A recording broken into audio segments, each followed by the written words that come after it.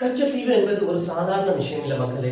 அது இந்தியா இலங்கை மீனவர்களோட வாழ்வாதாரம். குறிப்பிட்டு சொல்ல போனா அது இந்திய ராமேஸ்வரம் மீனவர்களுடைய வாழ்வாதார பகுதி.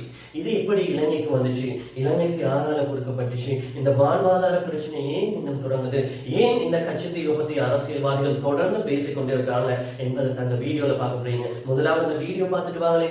தமிழ்நாட்டு முதலமைச்சர் விஜய் அவர்களுக்கு இலங்கை தமிழன் அடக்கப்பட்ட தமிழன் என்ற ஒரு தமிழ் குரலாக பாராட்டுகளை தெரிவித்துக் கொண்டு கச்சத்தீவு மட்டுமில்ல யாழ்ப்பாணத்தையுமே தமிழகத்தில் கொடுக்க சொல்லி தமிழக மக்கள் எங்களை பாதுகாத்துக் கொள்வார்கள். ஆகவே එතුමාට ආරාධනා කරනවා ලබන අවුරුදු පෙබරවාරි මාර්තුවල කච්චතිව මංගල්‍යය දිනකොට වීසා එකක් අරගෙන එන්න පුළුවන්.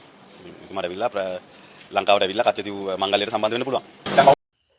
இந்த வீடியோல எம்பி அர்ச்சுனா ராமநாதன் அவர்கள் என்ன குறிப்பிடுறாங்கன்னா, முதல்வராக தெரிவு செய்யப்பட்டிருக்கிற விஜய்க்கு வாழ்த்து தெரிவிக்கிறதோட முதல்வர் ஹேப்பினஸ் பகிர்ந்து கொள்றாரு.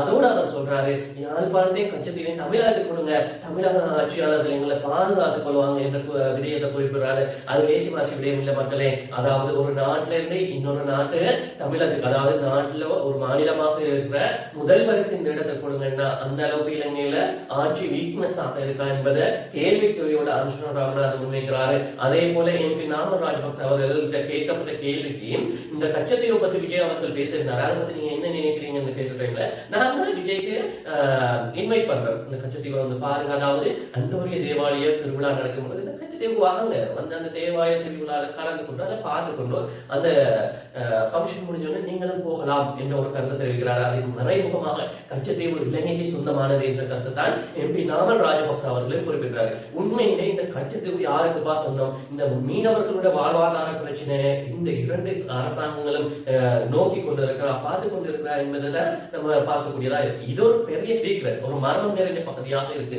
அப்படின்னு தான் நிறைய பேர் நினைச்சு கொண்டிருக்கீங்க.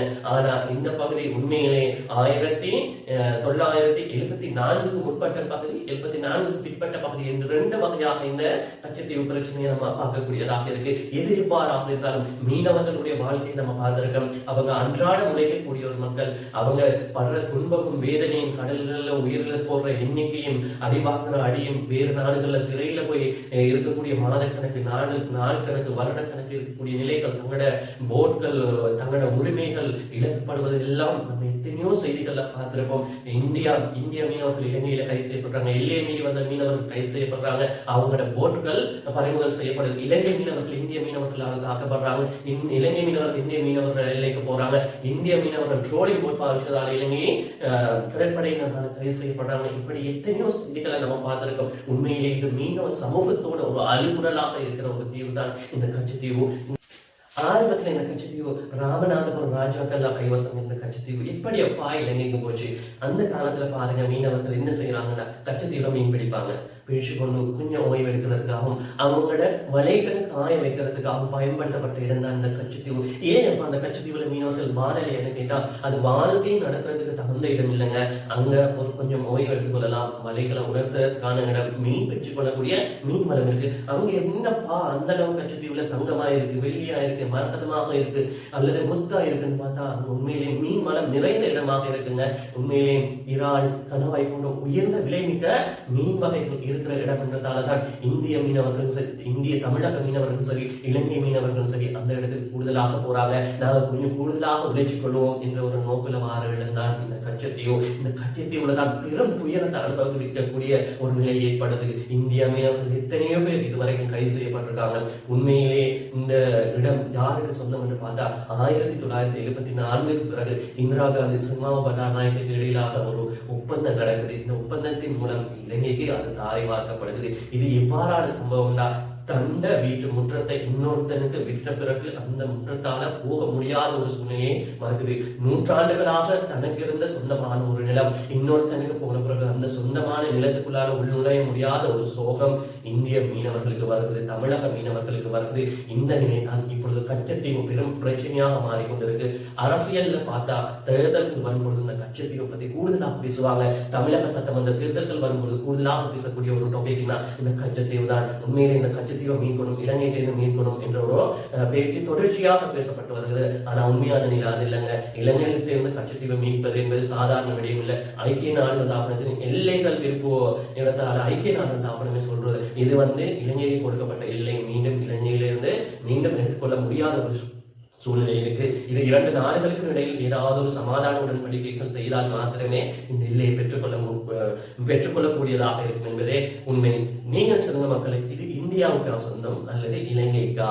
இந்த இந்தியா மீனவர்களுக்கு யாரு கொடுத்தாங்க? இந்த கொடுத்த முறையுமே சரியா இல்லையா? இதை நீங்க கட்டாயம் சொல்லணும். அதே போல இந்த 1974 பிறகுதான் இங்க பிரச்சனையே ஆரம்பிக்குது. 1970களுக்கு முந்தையே என்ன நடக்குதுன்னா, இலங்கையும் இந்தியாவும் இந்த இடத்துக்காக போட்டி போட்டதால இலங்கை இந்தியா சமாதானத்தின் பேர்ல ஒரு நல்ல உறவு இருக்கணும் என்ற பேர்ல தான் இந்திரா காந்தி சிமா பண்டார் நாயகம் ஒரு சீக்கிரட் ஒப்பந்தம் செய்யறாங்க. அதன் மூலம் இலங்கைக்கு காரைமாக்கப்பட்ட இடத்துல இப்ப இந்திய மீனவர்கள் உள்நுழைஞ்சு மீன் பிடிக்கலாமா? இங்க இந்திய மீனவர்கள் உள்நுழைஞ்சு மீன் பிடிக்கிறது இல்லைங்க பிரச்சனை. ஆனா இந்திய மீனவர்கள் கூடுதலாக ட்ரோலிங் போட் பாவிக்கிறாங்க. அதாவது ஒரேடியாக மீன் அள்ளக்கூடிய ஒரு முறைமை கொண்ட ஒரு ட்ரோலிங் போட் பாவிக்கிறதும் எல்லைகள் தாண்டி மீனவர்கள் போறதுதான் இங்க பெரிய பிரச்சனையாக இருக்குது. இலங்கை அரசாங்கம் சொல்லுது. இதன் நிலைப்பாடு என்னவென்று இரு நாடுகளும் ஒரு ஒப்பந்தத்தின் மூலம் இந்த நிலைப்பாடை மாற்றி மீனவர்கள் இதன் மூலம் துன்பப்படுவதை நிறுத்துவதுதான் உண்மையிலேயே ஒரு தலையாய கடமையாக இருக்கும். மீனவர்கள துன்பம், மீனவ குடும்பங்கள துன்பம், மீனவ குடும்பங்கள வாழ்ற பிள்ளைகள துன்பம் என்பதை நம்ம எவ்வளவு பார்த்திருப்போம். உண்மையிலே நீங்க பார்த்த இல்லையா? மீனவர்கள் உண்மையிலே கஷ்டப்படாம சந்தோஷமா வாழ்றாங்களா? 1 மாதம் 2 மாதம் நல்லா மீன் பிடிக்கக்கூடியவர்களாக இருப்பாங்க. நீங்க கண்ணால் பார்த்திருப்பீங்க மக்களே. ஒரு கொஞ்ச காலம் நல்லா மீன் பிடிக்கக்கூடியவராக இருப்பாங்க. கொஞ்ச காலம் கடலுக்கே போகாம கையில சல்லி இல்லாம இருக்கக்கூடிய மக்களா இருந்திருப்பாங்க. நம்ம எத்தனையோ படங்கள்ல பார்த்திருக்கோம். அதுதான் உண்மையிலே வாழ்க்கையில நடக்கக்கூடியது. இந்த கடலுக்கு போனா அவங்க திரும்பி வருவாங்களா இல்லையா தெரியாத ஒரு சூழ்நிலையில மீனவர்கள் வாழ்றாங்க. இந்த மாதிரி ஒரு நிலையில இந்த கச்சத்தீவுல ஏன் இவ்வளவு பிரச்சனை நடக்குது? ஏன் இந்தியாவுக்கு இந்த இலங்கையோட ஒரு ஒப்பந்தம் செய்து கொள்ள முடியாத ஒரு சூழ்நிலை இருக்கு?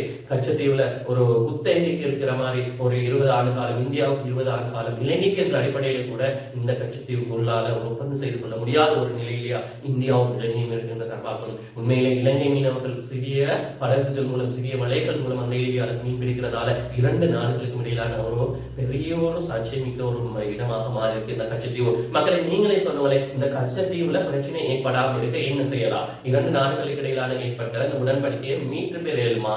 2 நாடுகளும் இது ஒத்துக்கொள்ளுமா? நீங்க என்ன நினைக்கிறீங்க? கச்சத்தீவு இந்தியாவுக்கா சொந்தம், இலங்கைக்கா சொந்தம்? இந்த கச்சத்தீவுல ஏன் இந்த பிரச்சனைகள் ஏற்படுது? இந்த கேள்விக்கெல்லாம் கமெண்ட்ல பதில் சொல்லுங்க. நன்றி, வணக்கம்.